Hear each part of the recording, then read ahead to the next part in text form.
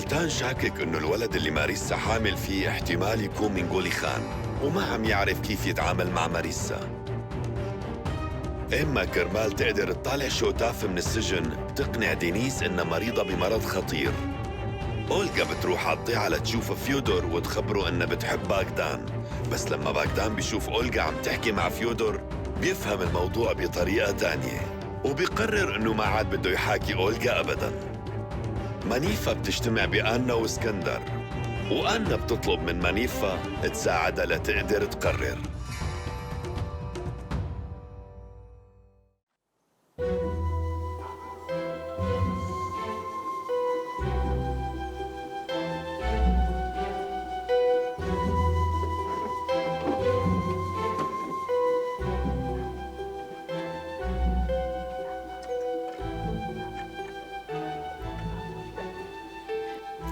ليبوشا. أنا مرحبا. أنا ليبوشا، شوفي مين معي. اسكندر، لقوك. حبيباتي انتو. ليبوشا بدي خبرك، ونحن على الطريق التقينا بمرة بنعرفها من زمان. يعطيك العافية. أهلا وسهلا. أنا بنادولي فيرا. وأنا ليبوشا. ليبوشا، فيرا بدها تشوف ماريسا. بس ماريسا راحت من زمان. طيب وينها هلأ؟ يعني يا عيب شو؟ طيب كيف بترككن واقفين هون؟ انتو يمكن تكونوا جوعانين وتعبانين من السفر. فوتوا على البيت، فوتوا خلينا ناكل سوا.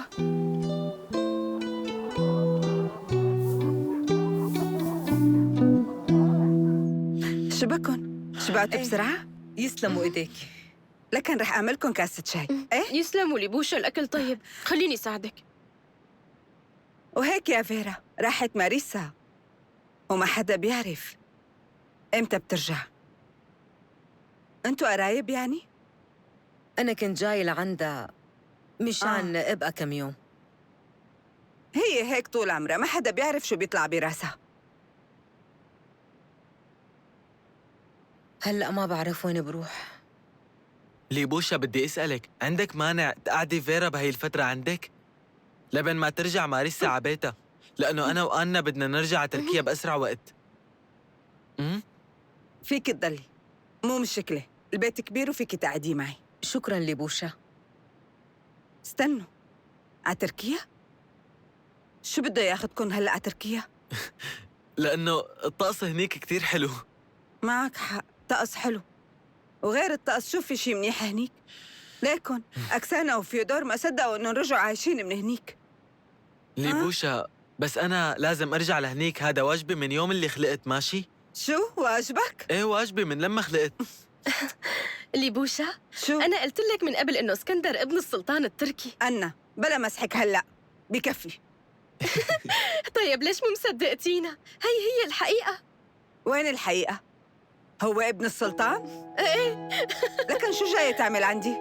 ليش شو فيها؟ يعني إذا كنت ابنه للسلطان ما بصير سافر من بلدي لحتى أدور على حبيبتي ورجعها معي؟ هي مو أول مرة حدا من أولاد السلاطين بيسافر كرمال يدور على حبيبته. أنت ليش مستغربة؟ إيه طيب ماشي. سمعتي؟ هذا الحكي بالقصص. إيه بس هالمرة اسكندر حب يعملها بالواقع. صح، واللي صار معي مثل القصص. بس منيح ما حدا صدقني، لأنه ما بعرف كيف رح يتعاملوا معي الناس لو عرفانين إني عن جد ابن السلطان.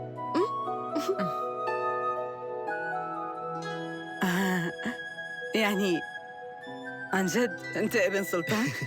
إيه عن جد. لا ما عم صدق، وأنا اللي فضحته بكل المنطقة إنه مجنون. مو معقول، لسه امبارح خليته ينكش الأرض. شو أعمل؟ أنا لازم ضل واقفة قدامك باستعداد. أول ليبوشا. وقت تشوفك أنا عن جد ما عاد أعرف شو لازم أعمل قدامك. خلص عادي ليبوشا. ليبوشا إذا بدك تعالي لعنا على القصر، ساعتها بيعلموكي إمتى تنحني. شو هالحكي؟ وإذا ما عجبتك خبريني فوراً، لأعطي أمر إنه ما حدا يخليكي تنحني. سمعتي؟ أنا رح روح على القصر.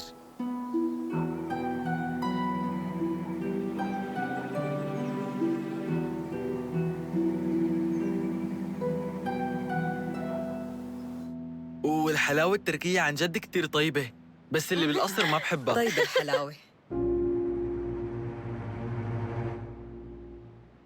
شو رجعت؟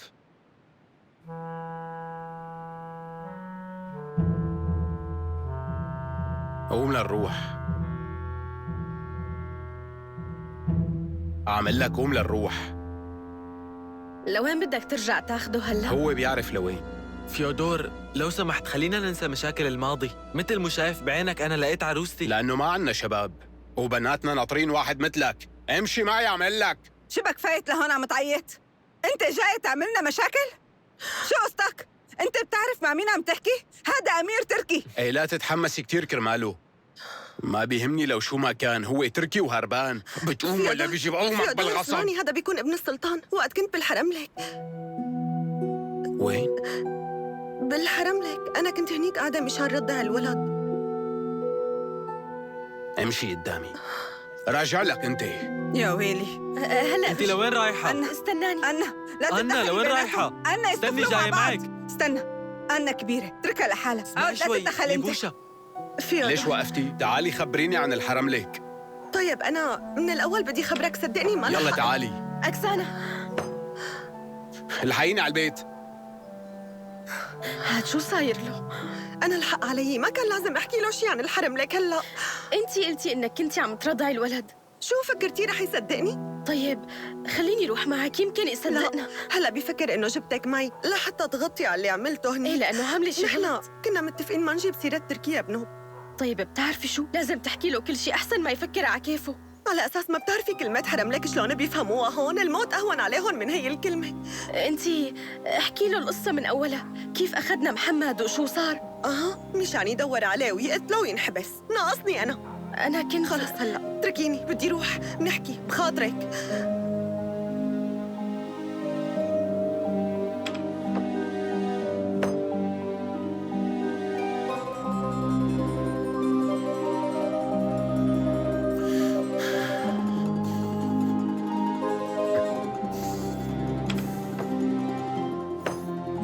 فيودور، عم بسمعك. فيودور، رح أحكي لك كل شي بالتفصيل، بس ما بدي إياك تقاطعني. أكسانة ما في داعي لكل هذا الكلام. احكي لي اللي صار معك.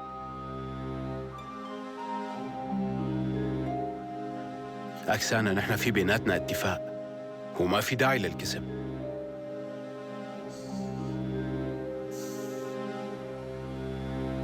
بتعرفي ماريسا لوين راحت؟ اجا هذا التركي اللي اسمه ألتان. ما حبيته من أول ما شفته، شكله مثل المجرمين. يعني راحت معه؟ ايه أكيد، أخذ معه على تركيا. قلت لكم إنه مجرم. ليبوشا، فورا عملتي مجرم ولا مثل العاده عم تألفي حكي؟ شو لكن؟ احكي شو؟ هالزلمه كتير محترم، لا تسمعي منه لانه رح تفكري الشيطان اخذ ماريسا. ايه هو شيطان. ليبوشا انت ليش هيك؟ انا بعرف ألتان كتير منيح. تعاملت معه أكتر من مرة. طيب شو بتعرف عنه؟ احكي لي. عن ألتان؟ فيرا، انتي ليش عم تسألي؟ إذا مانك شايفتيه ولا مرة. أنا كان عندي رغبة أعرف ماريسا هي بمين معجبة. مو معقول يكون آخدها بالغصب، ولا شو رأيكم؟ لا أكيد مو هيك، هنن كانوا كتير يحبوا بعضهم. ألتان قلبه طيب وصادق، هو بعكس العالم اللي بالقصر. بوشنا بيضحكوا ومن ورانا بيتآمروا علينا. ايه بتعرفي شو؟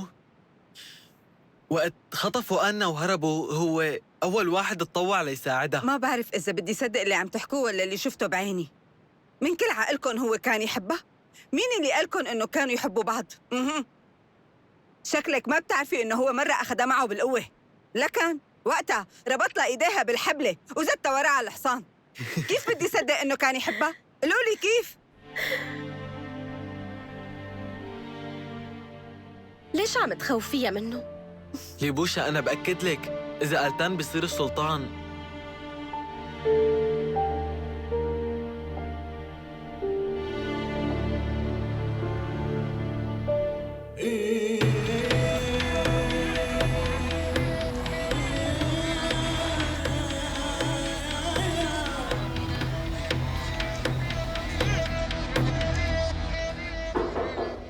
تفضل.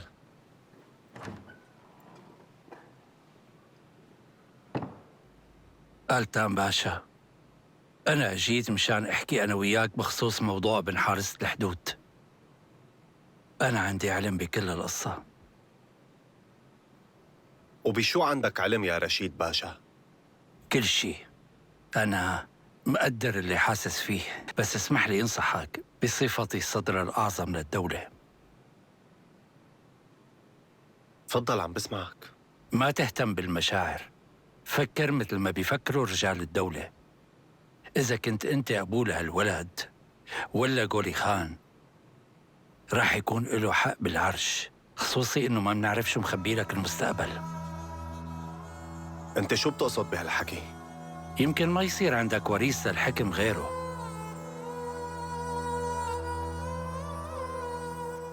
لهيك هو لازم يولد، ومن شان أمه. وشو برأيك لازم أتصرف معه؟ مو أنا اللي بقرر، بس فيك بعد ما يخلق الوريث تنفيها أو تعدمها. اعمل اللي بتلاقيه مناسب. أنا سمعت نصيحتك رشيد باشا، بتقدر تروح.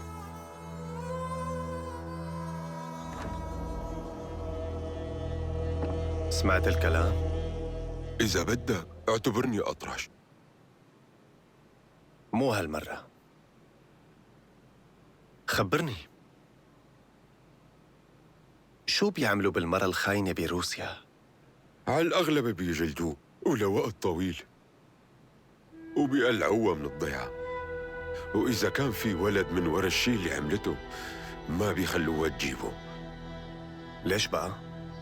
لأنه مو شرعي وما رح يكون له حظ بهالدنيا، وفي قدامه طريقين: يا بده يقتل يا بده يسرق. شو اللي عرفك؟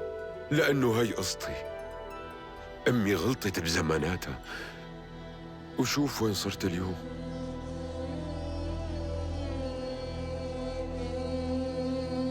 مو بس أنت لحالك هيك. أنا ما بعرف كيف وثقنا بهذا اللي اسمه محمد.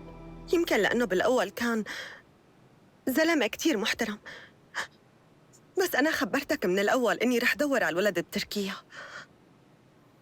وأنا وقتها راحت معي، وهو بس طالعنا من الضيعة ربطنا بالحبال، وبعدها باعنا بسوق العبيد. ومن حظنا الحلو إنه اشترونا لنروح على قصر السلطان. كانت ماريسا هنيك، وهي يلي ساعدتنا، وأنا التقت هنيك هي واسكندر. بصراحة لولا ما بعرف شو كان رح يصير فينا. وينه؟ مين؟ محمد.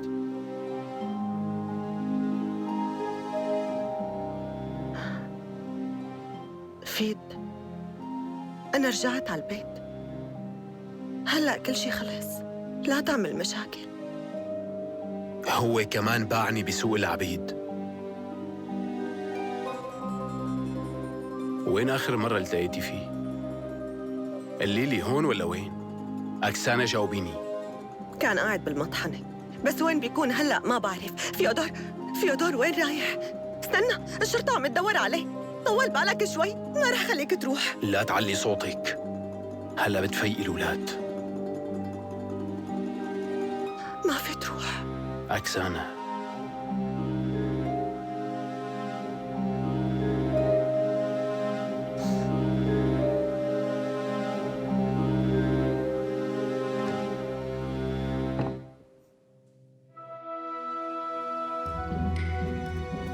محمد وينك انت؟ اطلع يا حقير. مين في هون؟ وينه محمد؟ مانو هون.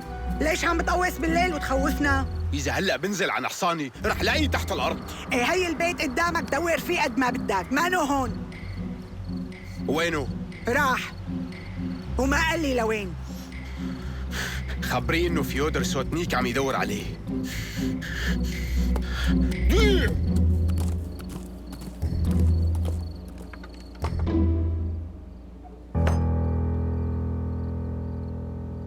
مين اللي اجا سوتنيك؟ ايه ما بعرف كيف تركني. عم يدور عليك. خليك بعيد عنه يا محمد.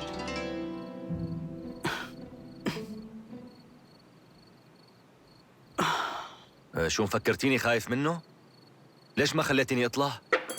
يا ريتني طلعت، كنا تفاهمنا أنا وياه. مشان شو؟ انت لازم تسافر ع بلدك تركيا. شو؟ بدك تضل هون؟ أنا لهلأ ما عم أفهم إنه أنت ليش عم بتساعديني؟ لازم الواحد يوفي ديونه، ومو هيك بيقولوا؟ سافر يا محمد مشان تحافظ على حياتك.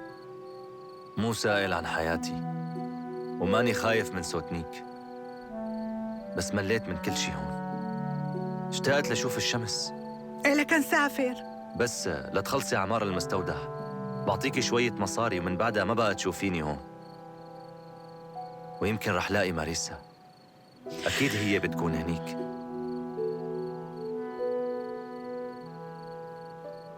عادي كلي معي.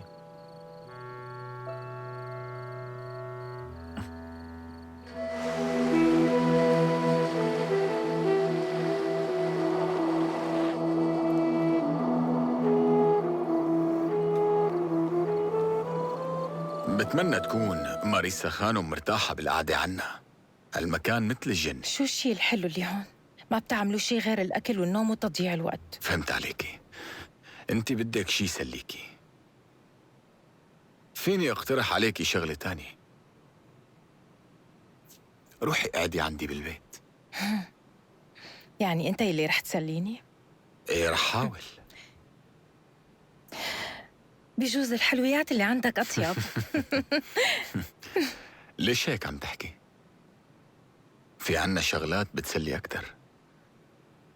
تذكري قديش قضينا وقت حلو بمقر السفارة. ايه بتذكر قديش كنت زلمة كريم ومحترم، حتى ما ربطتني. مو هذا اللي أنا تذكرته.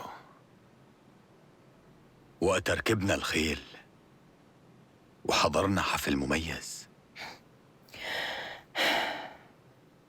آلتان زلمة عسكري مثله مثل البقية، وما بيعرف يتصرف بطريقة مزوة.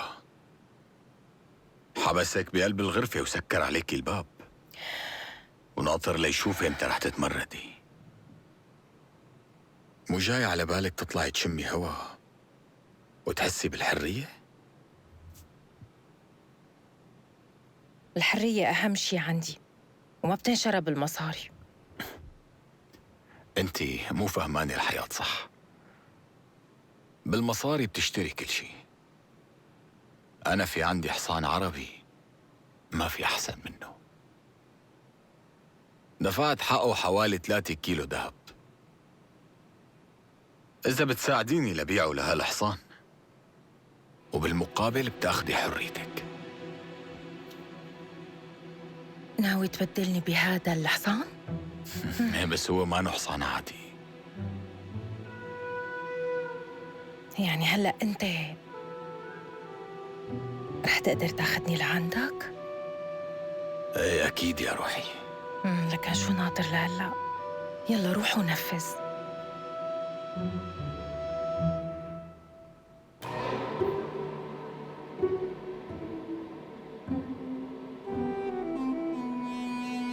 آلتان باشا، شو جاي لتتسلى شوي؟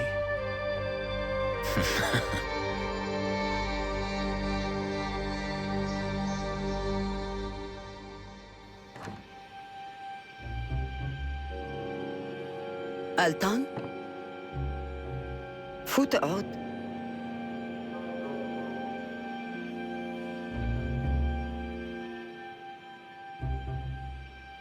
قلتي لي إنه الخدم المخلصين بيقدروا يفهموا على سيدهم بدون ما يطلب منهم، وبينفذوا المهمة بصمت.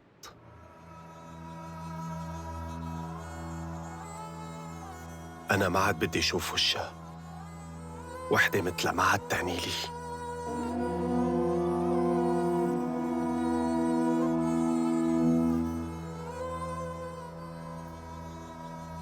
رغبة وريث العرش بالنسبة إلي مثل القانون. انت هلأ روح وما تاكل هم هالموضوع، واعتبرها مو موجودة.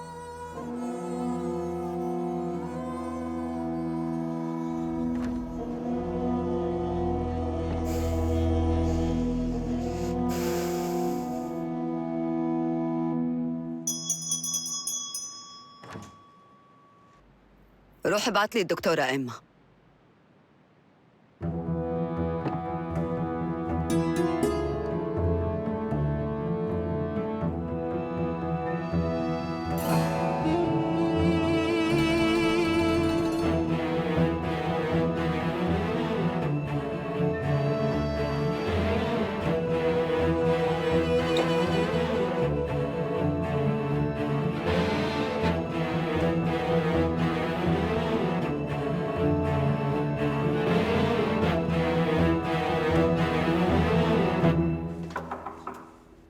تفضل فوت.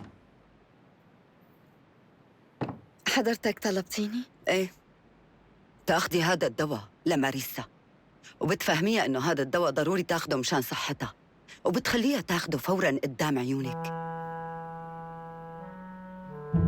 هلأ بتروحي وبتنفذي الشيء اللي أمرتك فيه. بس فيني أعرف شو هذا الدواء؟ والله بدك تعرفي؟ ايه. سم. هلا بدي اياكي تروحي لعندها وبتعملي مثل ما قلت لك، وبتتاكدي من انه كل شيء صار مثل ما بدنا، وهذا الامر من ألتان باشا.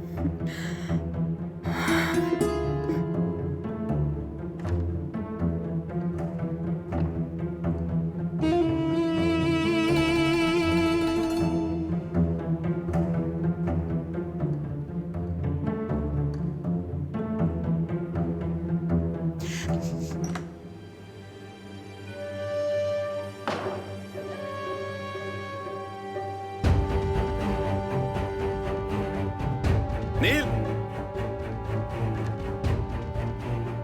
أمرك. مساك هات. تقفل الباب من برا، وإذا طلبت منك تطالعني اوعك ترد علي وتفتح. ما لازم تفتحه، حتى لو أنا هددتك ما بتنفذ. بأمرك. يلا روح.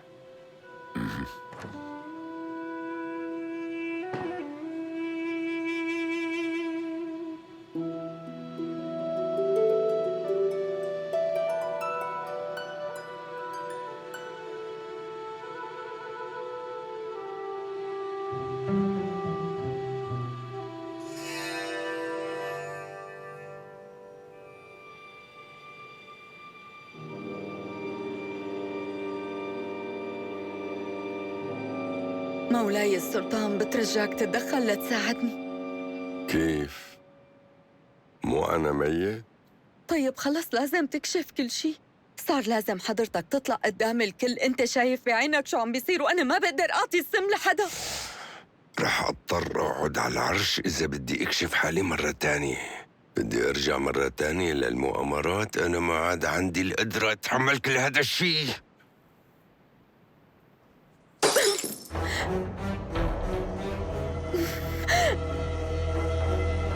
وهلا خليهم يعملوا فيني شو ما بدهم. يا ريتك عطيتيني السم لإلي. ما تحكي هيك مولاي. بلا اسكندر حاسس مالي وجود.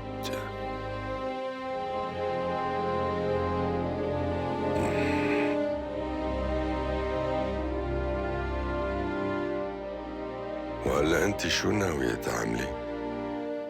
ما بعرف، بدي شوف شو رح يعملوا. اسمعي مني هالنصيحة، المكر ما بتتغلبي عليه إلا بمكر أكبر منه. خبري ماريسا هلأ تعمل حالة مريضة وعم تموت، يمكن تقدري تساعديها. ايه وبعدين؟ هلأ بعدين كل شي رح يتغير.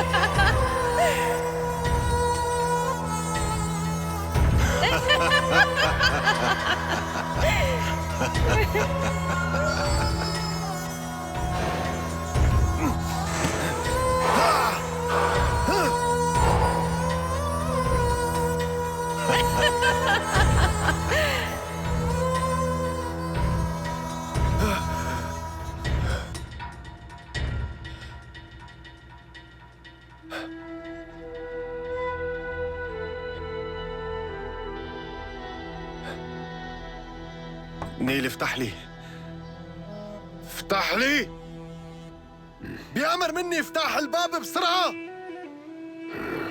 يلا افتح افتح، هذا الباب عمل لك.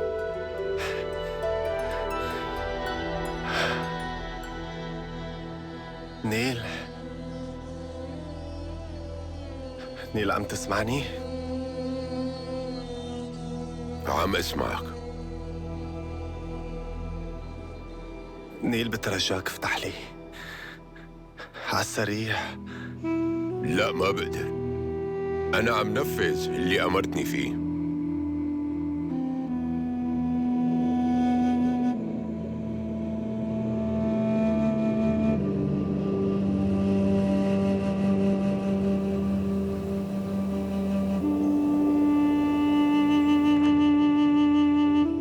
ديروا بالكم.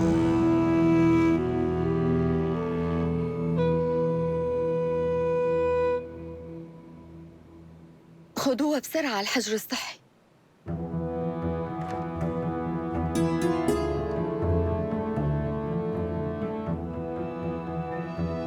لوين أخدينا هاي؟ أخدينا على الحجر الصحي. انتبهوا انتوا عم تفوتوها. تعالوا لهون لو سمحتوا.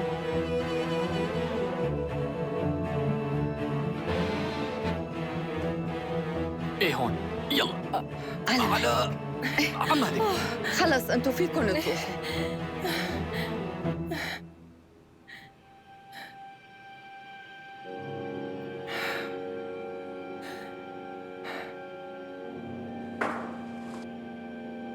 انت قلت لي انه في عندك دواء بيخلي الشخص يبين كأنه ميت. هالمرة يمكن ما نحتاج نستخدم الدواء اللي عندي. ليش بقى؟ كرمال الولد احتمال انه صار له شيء. التركيبة فيها مواد كيميائية ممكن تأثر على الجنين. شو أعمل هلأ؟ أتسطح وأقلب عيوني؟ أكيد ما في عنا حل غيره، ولازم تمثلي إنك ميتة. المريض تبعنا اللي قاعد بغرفتك كيفه هلأ؟ طمنيني. حالته صارت أحسن من قبل. لو سمحتي لا تنسي تعطيه من الدواء يلي أنا عملته. وهلأ إذا بتسمحوا لي اترككم، في مريض تاني عم يستناني. ولا صح مريضة. أنا عن جد حاسة بمعاناتك هلأ.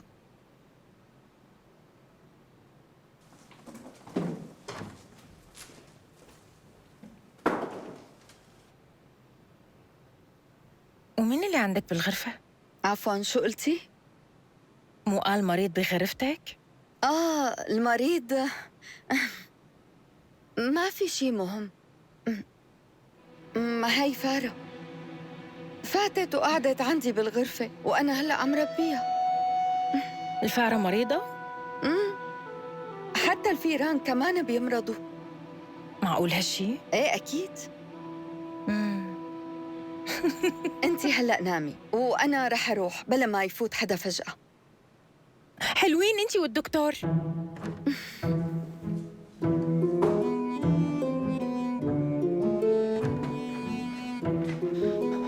أنا كتير آسف يا خانو.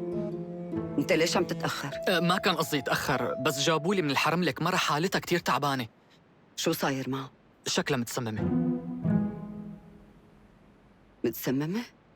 مو هي حارسة الحدود يلي كانت حامل؟ هي يا خانم. عم بيقولوا إنه عم تتخيل حالها مسجونة قام شربت السم. السم؟ ولساتها عايشة؟ السم بس يتخزن لفترة طويلة بيخرب، لهيك يمكن السم اللي أخدته خربان. ممكن يكون في حدا مسممة؟ هو بصراحة إذا مو جايبته معها معناتها إنه يعني رح تموت؟ بجوز تضل يومين عم تتعذب بس بالأخير بتموت. ما في دواء بفيدها. أكيد رح تموت؟ ايه ما في امل تعيش. ما رح اقدر ساعدها بشي. هيك لكن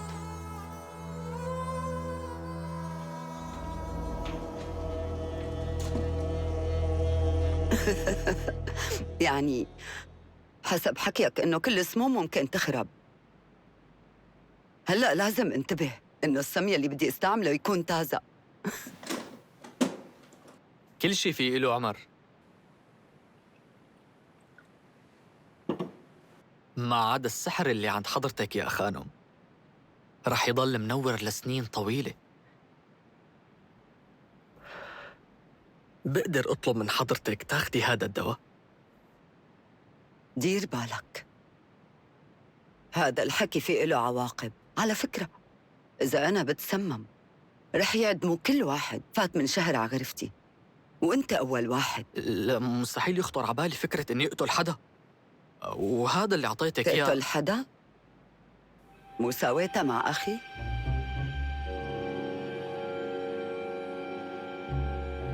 يا خانم هذا دواء للكبد، رح يخلصك كمان من حموضة المعدة.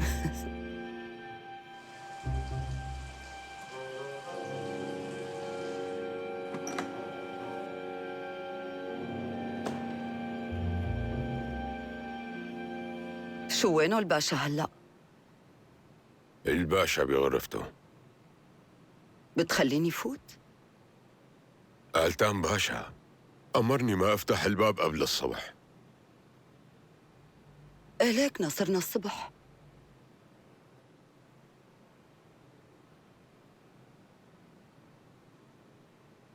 معك حق يا خانم.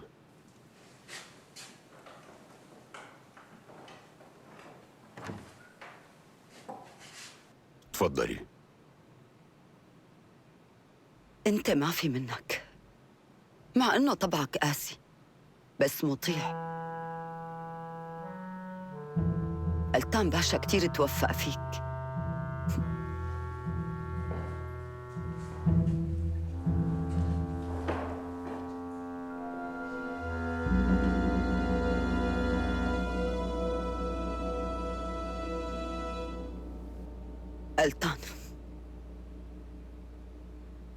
قلتان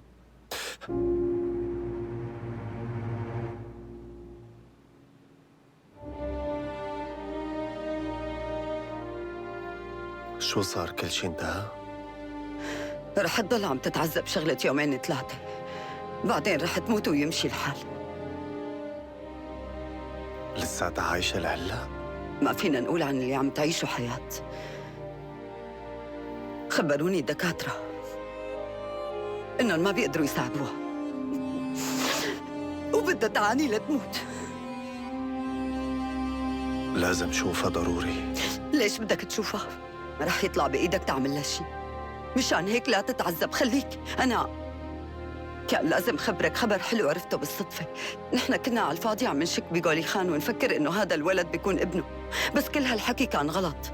ما في بينه وبين ماريسا من قبل أي علاقة، والولد يلي ببطنه طلع هو ابنك الحقيقي. ابني؟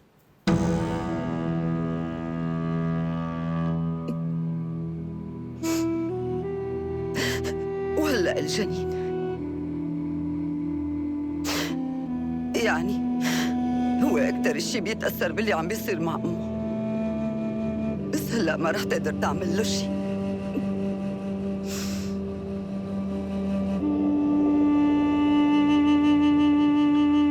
أنا لازم روح هلا أشوفه لقولي خان. نيل!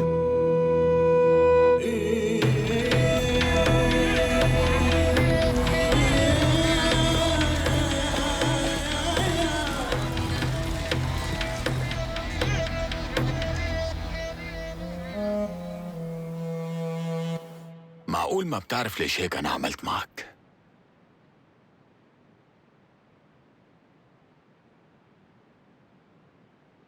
كنت مفكرك رح تحزر، كنت عم بنتقم منك. شو انتقامي ما عجبك ولا شفته بشع؟ خبرني، شو كان شعورك لما عرفت إنه ابنها لماريسا احتمال يكون في عنده أب تاني؟ أنا رح أحكي لك. كنت عم تتعذب مثل ما هلأ أنت عم تتعذب، وهيك أنا بكون وصلت لكل شي بدي إياه. انت بتعرف هلأ إنه هي عم تموت؟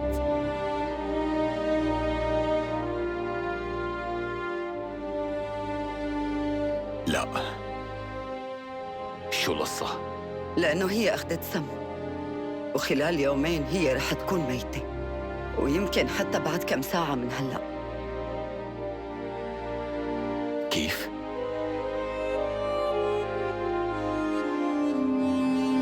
رح تموت بسببك انت. مو مزبوط. أنا كان بدي خليك تتوجع، بس ما كان بدي يصير عليها شي بالمرة، صدقني. رح تدفع الثمن، روحك مقابل روحها. خدوه يا دينيس خانم. ليش هيك قاعدة ساكتة؟ أنا حكيت يلي صار.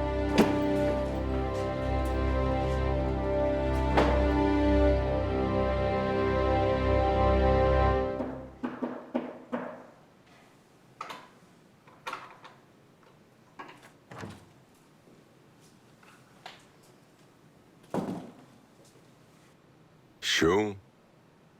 في شي أخبار جديدة بالقصر؟ ما في أخبار منيحة.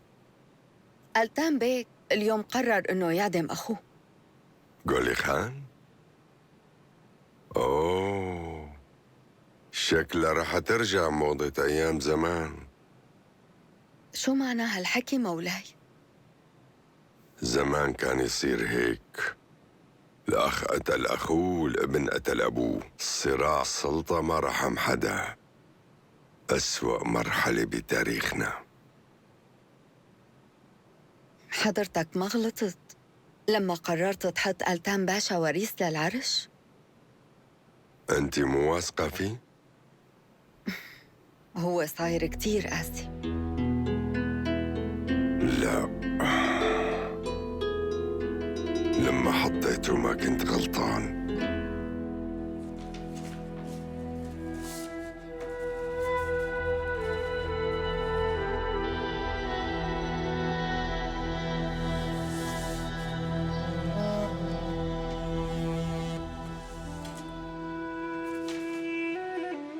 أنا سلطان البر والبحر، خليفة العصر وخادم الحرمين الشريفين، سليم خان الرابع، وهذه وصيتي. حسب صلاحياتي أنا قررت تعيين ابني إسكندر من بعدي حاكماً ووريثاً للعرش.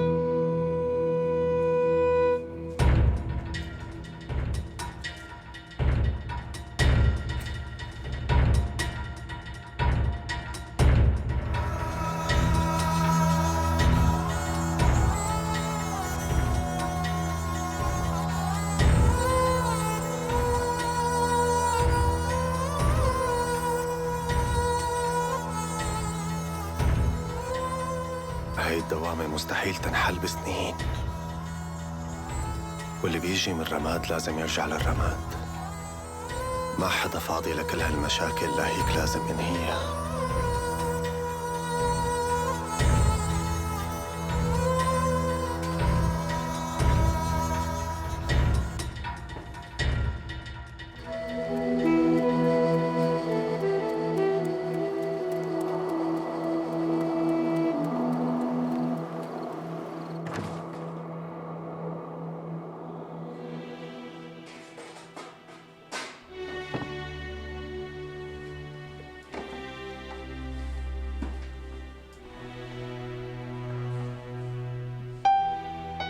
شو لساتها عايشة؟ جسمها لساته عم بيقاوم. بس يمكن مو بقيان معها غير شوية وقت.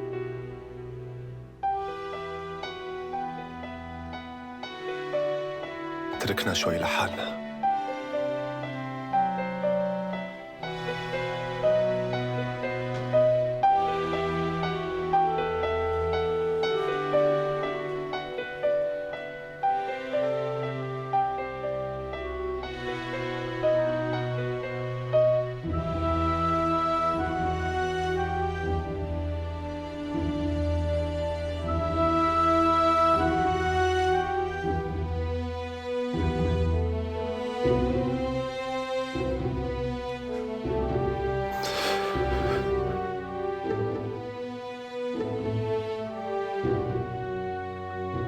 بترجاكي تسامحيني.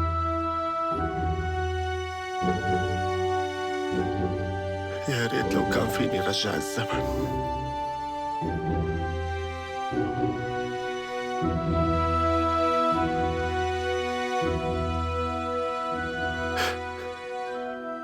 أنا كيف صدقت حكيهم هيك؟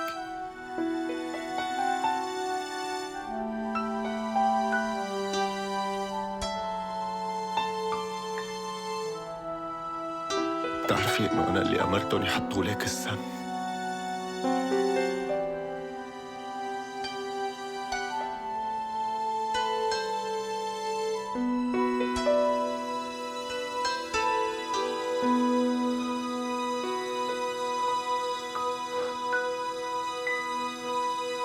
أنت حاولت تقتلني؟